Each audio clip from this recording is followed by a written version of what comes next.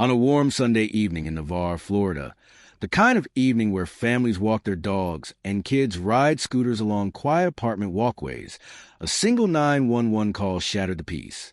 The dispatcher's voice barely finished a greeting before a panicked neighbor cut in. There was a man lying on the ground outside Cayo Grande Apartments. He wasn't moving, and beside him was a little girl. A deputy was the first to arrive. He stepped out of the patrol car expecting an accident, maybe a medical emergency. Instead, he saw a 4-year-old child sitting cross-legged on the pavement, her tiny hands resting on her lap as if she didn't know what else to do. Next to her was her father, 24-year-old Colby Vinson, motionless, blood pooling beneath him. One look told the deputy the truth. Colby was gone. The little girl, who had been playing minutes earlier, had just witnessed the unthinkable. But to understand why this happened, you have to go back 6 days. 6 days before the shot. 6 days before a child became the only witness. 6 days before a custody hearing triggered a chain reaction that exploded into violence. Because this wasn't a robbery. And it wasn't random. This was personal. It began on March 13th, 2023, inside a courtroom where one quiet decision would break open the fragile balance holding an already fractured family together. For months, Colby had been fighting for something most people take for granted, the right to see his own daughter. He wasn't wealthy. He wasn't powerful. He didn't have teams of attorneys or endless resources. What he did have was determination. People who knew him said he lit up whenever he spoke about his daughter, that she was his joy, his anchor, his reason for getting up in the morning. But the past year had been a nightmare. He saw his daughter less and less. Tensions grew. Court papers were filed. Accusations went back and forth. And through it all, Colby clung to one hope, that one day he would get to be a real father again. So when he walked into that Florida courtroom early that March morning, he expected another setback, maybe another delay. Instead, the judge delivered a shock. 50-50 shared custody, effective immediately. For the first time in a year, Colby was getting his daughter back. He walked out of the courthouse, smiling. His family remembers how he called everyone, his mother, his sister, his closest friends. His voice was excited, full of relief. He had fought for so long, and for once, the system worked in his favor. He even made plans to take his daughter out for ice cream the next time he had her. It felt like life was finally turning around. But joy for one parent often means devastation for the other. Sitting inside that same courtroom was the child's mother, Rachel Moore. Court observers later said her face fell the moment the judge ruled in Colby's favor. She didn't speak. She didn't argue. She just stared ahead, stunned, as if the ground had been pulled out from beneath her. Losing full control was not something she had prepared for. And the custody ruling didn't just change the schedule. It rewrote her entire life. Friends would say she seemed anxious afterward, distraught, terrified that Colby's re-entry into their daughter's life would unravel the world she had built around her child. Whether those fears were rational or imagined didn't matter. They were real to her, and they were overwhelming. But what no one knew, not the judge, not Colby, not even people closest to her, was that Rachel wouldn't process this heartbreak normally. She wouldn't go back to court. She wouldn't seek counseling. She wouldn't appeal. Instead, within hours of the ruling, she opened Facebook Messenger and reached out to someone she had once trusted deeply. Her former stepfather, Jason Curtis, a man living in Alabama, a man she believed could make her problem disappear. Investigators would later uncover the messages. Long, emotional conversations, screenshots, photos, travel details. Enough evidence to show this wasn't a sudden eruption of anger. This was a plan forming quietly in the shadows. But at the time, no one around her knew anything was wrong. Outwardly, she was calm, even cooperative. She agreed to meet Colby at a Publix parking lot the upcoming weekend for the first shared custody handoff. That tiny, routine exchange, just two parents passing a child back and forth among shopping carts and families buying groceries, masked an entire storm building behind the scenes. Meanwhile, Colby was counting down the days. He cleaned his apartment, bought snacks and groceries, picked out movies for his daughter. He told his family he wanted their first weekend back together to be perfect, a small celebration, something she would remember. He had no idea someone was preparing to take that moment away from him. The weekend arrived. Colby drove to Publix, picked up his daughter, and brought her back to his apartment. For the first time in a year, she slept under his roof. For the first time in a year, they watched movies together, played, laughed, the normal things families do without realizing how precious they are. But someone else was watching. Someone who had driven across state lines with a gun and a mission. Inside that apartment complex, beneath the soft glow of outdoor lamps and the sound of distant evening traffic, the final steps toward murder were already in motion. Colby didn't know it. His daughter didn't know it.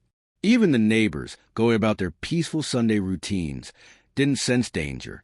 But 6 days after the custody ruling, someone would pull the trigger, and that little girl would become the only witness to her father's final moments. Chapter 1 closes on one haunting question. How did a custody ruling meant to reunite a father and daughter instead unleash a deadly plot carried out by someone their family once trusted? That answer begins in the digital shadows, inside a week-long stream of messages, photos, and instructions that someone thought they had erased forever. When detectives first responded to the murder scene, they assumed the case would be straightforward. A man had been shot outside his apartment. Someone had clearly approached him, fired at close range, and escaped quickly into the night. It looked like a targeted killing, yes, but still the kind of case that usually leads back to one person, a single shooter, a single motive, a single story. But as investigators began interviewing witnesses, examining the body, and reviewing footage from nearby apartments, something didn't add up. Why had the shooter carried out such a bold attack in a relatively busy complex? Why had he made no attempt to disguise his vehicle or himself? Why did he seem to know exactly where Colby would be at the exact moment he was returning home? And how did he walk straight up to him without hesitation, as if following a plan already practiced in his mind? Detectives began to suspect something deeper, something connected, something planned. So they pulled phone records, security footage. They interviewed neighbors.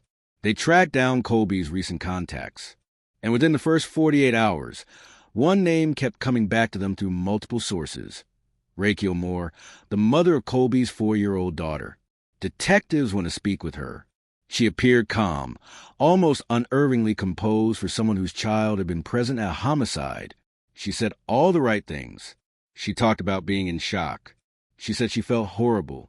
She told investigators she didn't know who would do something like this. When asked for her phone, she said she didn't have much on it, just usual apps. When asked if she had been in contact with anyone unusual recently, she hesitated and said no. Still, something in her tone made detectives want to dig deeper. When they obtained a search warrant for her digital records, they expected routine text messages, maybe some tense conversations about custody, maybe some disagreements. What they did not expect was silence. Too much silence. Facebook Messenger was gone. Deleted.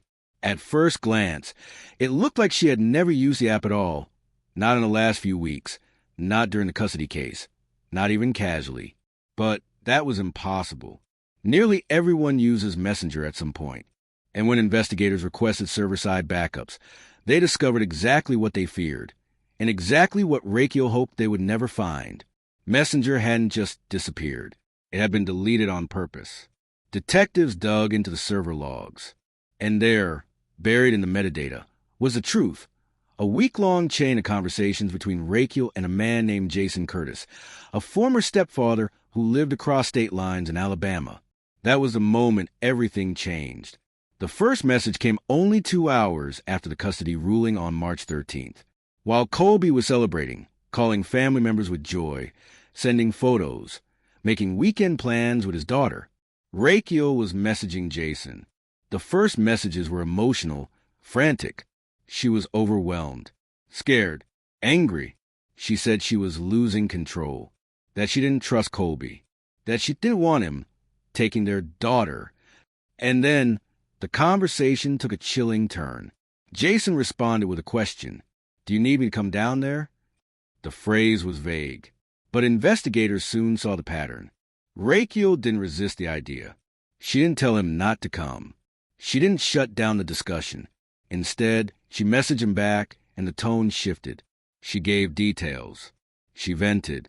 She hinted that she didn't know what else to do. And Jason offered something no normal, rational person would ever suggest.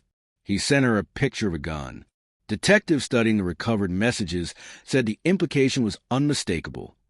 Jason wasn't talking about coming down to comfort her or help her move or support her through the custody stress. He was offering something darker, something violent, and she didn't shut it down. In fact, she responded. Several messages later, Jason asked for gas money. Something small, something almost laughably trivial given what he was planning. Raquel agreed. She sent him $50. $50 to help a man drive from Alabama to Florida, with a weapon in the car and a murder plan forming in his mind. As investigators scrolled through the messages, they saw Raquel sending more details.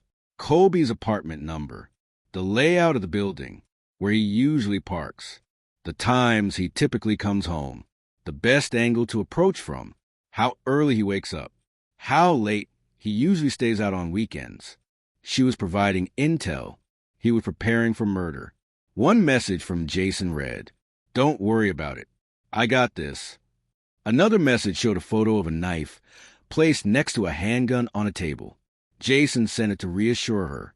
And then came the strangest part, a pattern that disturbed investigators deeply. Raquel rarely responded with panic or a plea to stop. Instead, she replied with short, resigned messages. She didn't explicitly say, "Go kill him," but she never said don't, never said stop, never said this is too much. She let the conversation continue. She let the plan live. In the language of the court, she provided substantial assistance. In the eyes of detectives, she provided the green light. As the week went on, Jason packed his car. Maps pulled up, guns checked, gas tank filled with Raquel's money. And then he made the drive, several hours across state lines, heading straight for Navarre, Florida. Raquel knew he was coming. The messages showed that clearly. She asked him when he would get there. She wanted to know if he needed anything else. She told him where Colby would be that weekend. In the final messages, sent the day before the murder, Jason reassured her again. "I'm here. I'll handle it." Then, suddenly, the conversation ended. Investigators noticed the pattern immediately.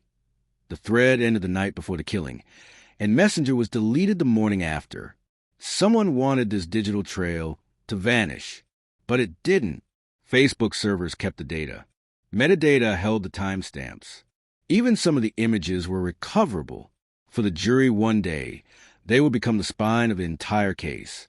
When detectives confronted Raquel with the recovered messages, she crumbled, not emotionally, but strategically. Her responses changed. She said she didn't mean for Jason to go through with anything. She said she thought he was joking. She said she didn't realize he would actually come down. She said she didn't think he would really kill Colby. But investigators had already seen the messages. Her calm replies, her lack of resistance, her willingness to send money, her detailed instructions, her timing. They didn't see a mother panicked or manipulated. They saw a woman who found someone willing to do what she was too afraid or too calculated to do herself.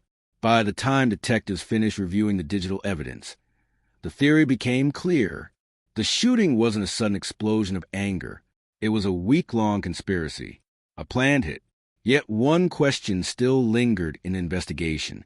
If the messages proved she helped plan the attack, why did Jason kill Colby right in front of the child? Why carry out the murder in such a reckless, traumatizing way? Detectives had no answer, but they knew where to find one. They turned their focus to the final hours before the murder, when Jason, now armed and nearby, began circling Colby's apartment. The messages stopped, the planning phase ended, and the hunting phase began. Chapter 2 ends on that chilling transition. Jason had arrived in Navarre. He had a weapon, he had instructions, and he had one final detail left to execute. What happened in the next 6 minutes would change a little girl's life forever. Navarre, Florida is the kind of place where life feels predictable. Not perfect, just familiar. Families settle into routines. Kids play outside until the streetlights come on. Neighbors nod at each other as they unload groceries or walk their dogs. It isn't a place where you expect danger to slip quietly between buildings and hide beneath the warm glow of an apartment complex's evening lights. But on March 19th, 2023, danger wasn't hiding. It was waiting. That Sunday evening was supposed to be simple, uneventful, a normal parent-child handoff in the most ordinary of places, a Publix parking lot. Colby Vinson had woken up excited.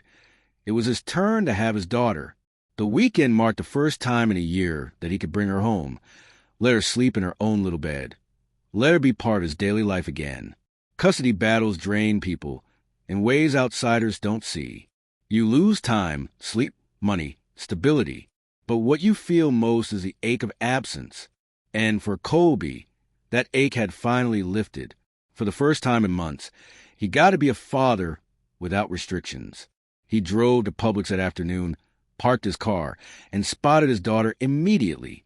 She ran up to him with the boundless energy only a 4-year-old can muster.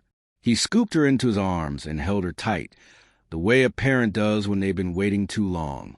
They spent the first part of their evening doing everyday things: snacks, cartoons, giggles, playtime.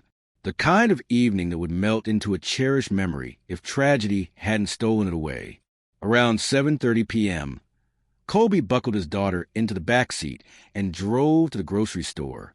They needed food for breakfast the next morning. Maybe pancakes. Maybe cereal. He'd figure out when they got there. Security cameras captured them walking through the sliding doors, Colby holding his daughter's hand as she hopped alongside him, a bag of groceries in one hand, his daughter clutching a small juice box in the other. They walked back to the car, unaware that someone was watching the parking lot, waiting for them to leave. Jason Curtis had arrived in Navarre earlier that day. He didn't check into a hotel. He didn't visit family. He drove straight to the Cayo Grande apartments, the place Raquel had told him to go. He parked far enough from the building to avoid attracting attention, but close enough to see who came and went. Witnesses later reported seeing a man sitting in his vehicle for long stretches, unmoving, staring at the walkways. At the time, people assumed he was waiting for someone. They didn't imagine he was waiting for a child's father to return home from a grocery store run. When Colby pulled into the complex, he parked in his usual spot, second space from the walkway. He opened the rear door, unbuckled his daughter, and set her gently on the pavement.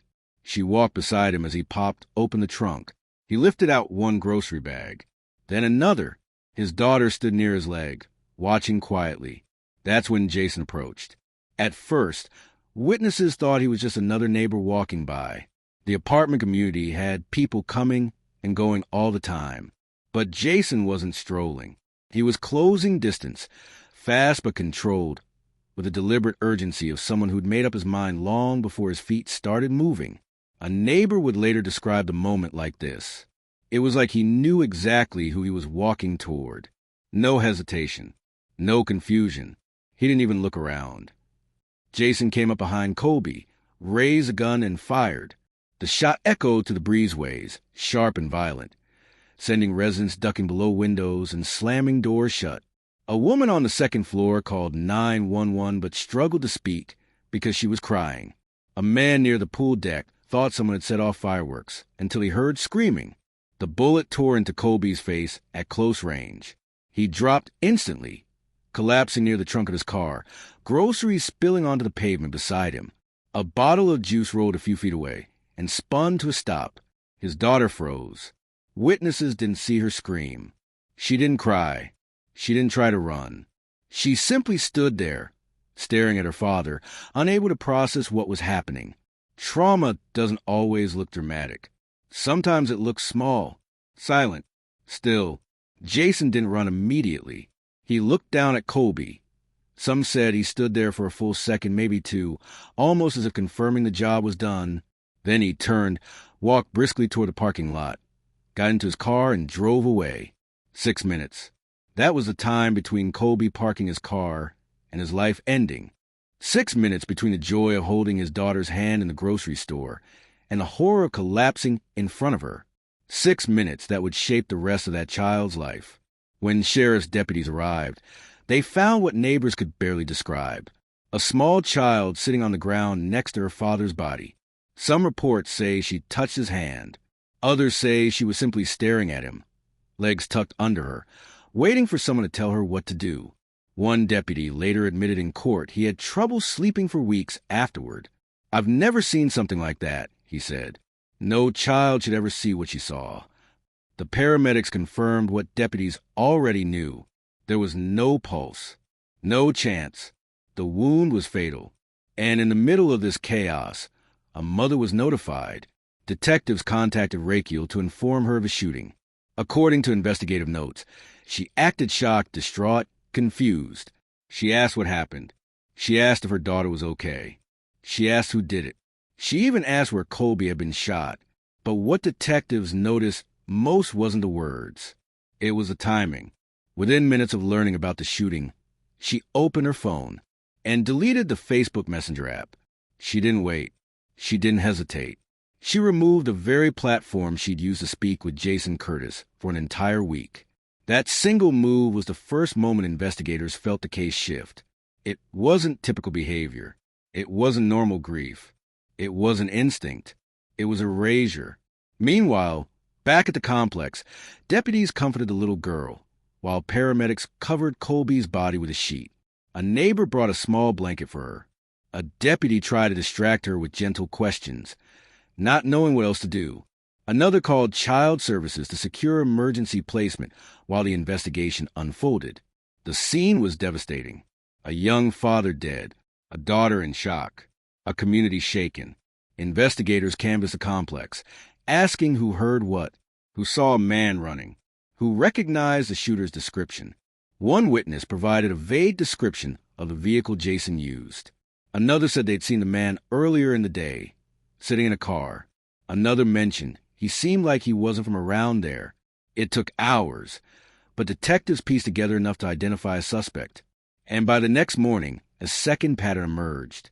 Jason Curtis didn't act alone. Someone had given him information. Someone had told him exactly where to find Colby. Someone who knew the complex.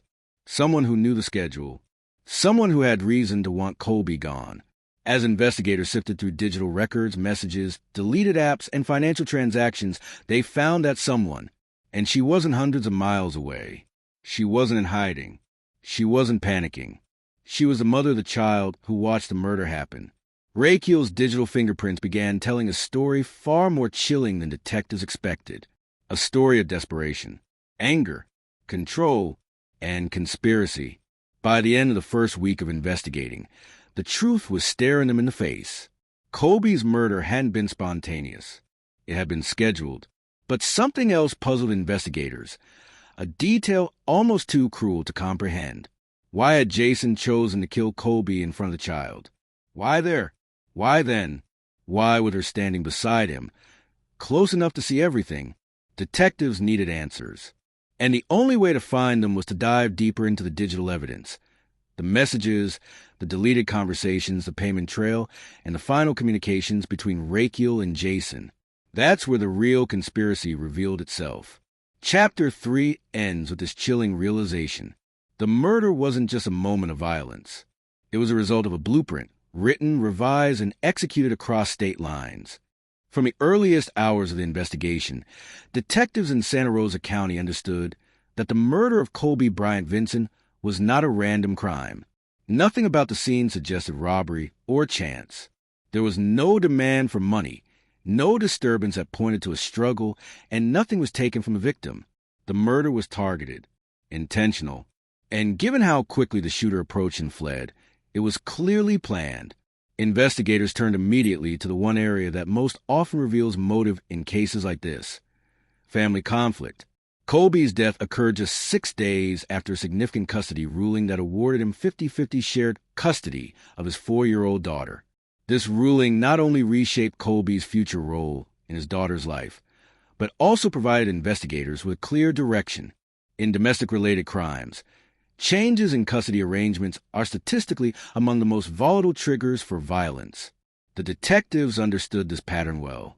As they reviewed Colby's recent interactions, one name surfaced repeatedly: Raquel Moore, the mother of his daughter and the other party in the custody case. Detectives spoke with her very early in their investigation. She reportedly expressed shock and insisted she had no involvement in the killing. Her statements were taken seriously, but investigators noticed something unusual within hours. A search of her phone showed that Facebook Messenger, an app widely used for communication, had been deleted not long after the murder occurred. Deleting an app is not illegal, but when that deletion happens immediately after a homicide, it becomes a red flag. Investigators obtained a digital search warrant and requested account data from Facebook. What they discovered was far more significant than a missing app. The server-side logs revealed a full week of communication between Raquel and her former stepfather, Jason Curtis, beginning shortly after the March 13th custody ruling. None of this appeared on her phone because the app had been removed. The recovered messages demonstrated a sequence that would later become the foundation of the prosecution's case. They showed that, following the custody ruling, Raquel contacted Jason. The tone of the conversation was emotional. Jason then suggested traveling from Alabama to Florida. The communication continued, and financial records confirmed that Raquel sent him gas money to assist with his trip. In subsequent messages, she provided him with specific information about Colby, including details about where he lived. Additional images retrieved from the logs showed Jason sending photographs of weapons. The discussions ended shortly before the murder, and the app was deleted afterward. These facts were presented in detail by the state attorney's office and reported by multiple news outlets, including the Pensacola News Journal, Where TV, People Magazine, and ABC 3340. The evidence was no longer circumstantial. It was direct and traceable. Detectives moved quickly, with the digital trail clearly pointing to Jason Curtis as the man who traveled to Florida and carried out the shooting. He was the first to be arrested. He was charged with premeditated first-degree murder. With Curtis in custody, investigators then focused on the communications that tied Raquel to plan. She was initially charged as an accessory, but after prosecutors examined the recovered data, the charges were elevated to first-degree premeditated murder and tampering with evidence. When questioned, Raquel denied intending for Jason to kill Colby. She claimed that she did not believe he would actually follow through with anything discussed in their messages. Investigators, however, concluded that her explanations were inconsistent with the evidence. The recovered conversations, the money transfer, the redirection of Jason to Colby's apartment complex, and the deletion of Messenger following the shooting were presented as clear indicators of involvement. While building the case, detectives also became aware of communications involving Christina Moore, Raquel's mother. She was charged as an accessory after the fact, but her case took a different turn. In July 2025, the state attorney's office announced publicly that new evidence had emerged which made it impossible to continue prosecuting her. The charges were dropped, and she was released from legal involvement in the matter. Jason Curtis's case proceeded first. In 2024, he faced trial in Santa Rosa County. Prosecutors used the same digital records, along with physical evidence and witness statements, to establish his role in the killing. He was found guilty of first-degree murder and sentenced to life in prison. With Curtis sentenced, the attention shifted entirely to the upcoming trial of Raquel Moore. Prosecutors prepared a detailed timeline showing the progression from the custody ruling to the week of digital communication, to the trip from Alabama, to the actions immediately following the murder. In April 2025, her trial began. According to public reports, the courtroom was shown the recovered messages, the financial transfer, the metadata proving the deletion of the app, and the travel timeline. The prosecution did not attempt to guess her emotions or speculate on her intentions beyond the content of the messages. They simply presented the documented chain of actions, arguing that the planning and coordination constituted premeditation. After reviewing the evidence, the jury returned a verdict of guilty on both first-degree murder and evidence tampering. Judge Clifton Drake sentenced her to life in prison without parole, the mandatory sentence under Florida law for premeditated murder. Multiple news outlets reported the ruling, confirming the final legal outcomes. By the end of these trials, the criminal responsibility for Colby's murder was fully established through the courts. Jason Curtis, the man who shot him, is serving life in prison. Raquel Moore, whose communication and assistance prosecutors said enabled the killing, is also serving life in prison without parole. Christina Moore, once charged as an accessory, is no longer facing prosecution due to evidence that made further legal action untenable. What ultimately unraveled the entire plot was not a confession, nor an eyewitness who saw every detail, nor a piece of abandoned physical evidence. It was a digital record, messages typed into a phone, deleted in panic, but permanently stored on distant servers. Those messages formed the backbone of the investigation, the trials, and the final convictions. The case made one fact clear. In the modern world, even a deleted conversation can outlive the intentions behind it. And in this case, those messages determined the fate of everyone involved. By the time jury selection began in the case of State of Florida versus Raquel Moore, nearly 2 years had passed since the night Colby Vinson was shot outside his apartment. In those 2 years, investigators had reconstructed the digital trail. Prosecutors had reviewed thousands of lines of recovered Facebook Messenger data, and the courts had already convicted and sentenced Jason Curtis, the shooter, to life in prison. But for the public, and especially for Colby's family, the question of accountability was not fully resolved until the person investigators said helped orchestrate the crime finally faced her own trial. The courtroom filled each morning with attorneys, detectives, digital forensic specialists, and observers from the community. The focus of the entire proceeding was narrow and specific. The sequence of events between March 13th, 2023, the date of the custody ruling, and March 19th, 2023, the date of the murder. Prosecutors did not need to explain the entire history of the custody dispute or speculate on anyone's emotional state. They concentrated solely on the digital record, the timing of actions, and the physical realities that connected those actions to the murder. The jury first heard about the custodial decision. Public records confirmed that on March 13th, a judge granted Colby shared custody of his daughter. Prosecutors established this as a factual starting point because it aligned precisely with the timestamp beginning of the message thread between Raquel and Jason Curtis. That connection between the legal ruling and the initiation of communication became one of the structural pillars of the state's case. Next, the jury saw the recovered Facebook Messenger data. Every message had the original sender, recipient, timestamp, and metadata preserved by Facebook servers. What made this evidence especially compelling was the contrast between what appeared on Raquel's phone and what was retrieved from the server. Her phone showed no messages at all, because the Messenger app had been deleted shortly after the murder. The server showed a full week of communication. Forensic analysts took the stand and explained how the data was obtained. They walked the jury through each step: how deleted apps do not erase server-side messages, how metadata confirms deletion times, and how the communication timeline corresponded to Curtis's physical travel from Alabama to Florida.